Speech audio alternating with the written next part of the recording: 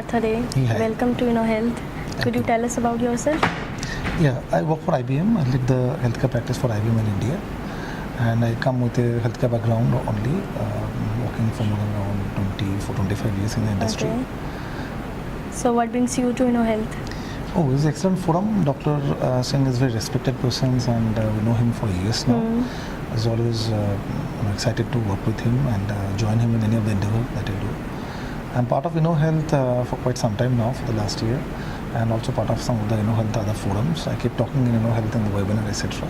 Okay. So definitely excited to participate and share our thoughts and learn from other speakers in this conference. Looking forward to it. Okay. So what was the key you take away from the session? Key takeaway is we see there are a lot of people are now started looking at practical applicability of technology in IT.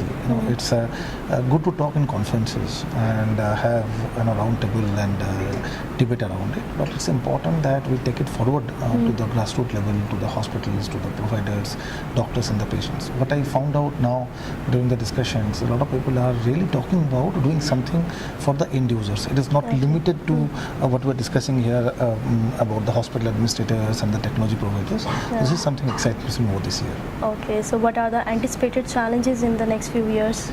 Anticipated challenge remains, one is the excitement in the provider community, the hospitals and others, about adoption of the newer technology.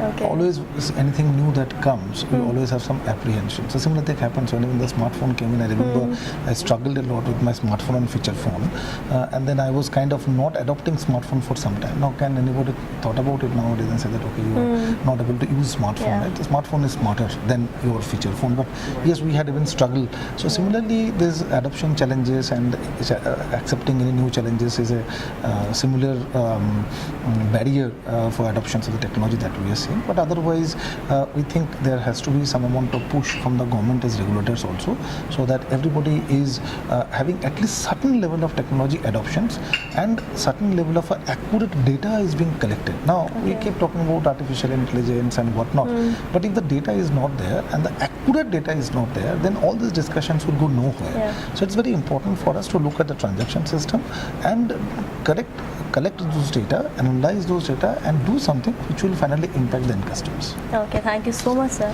Thank you. Please sign here.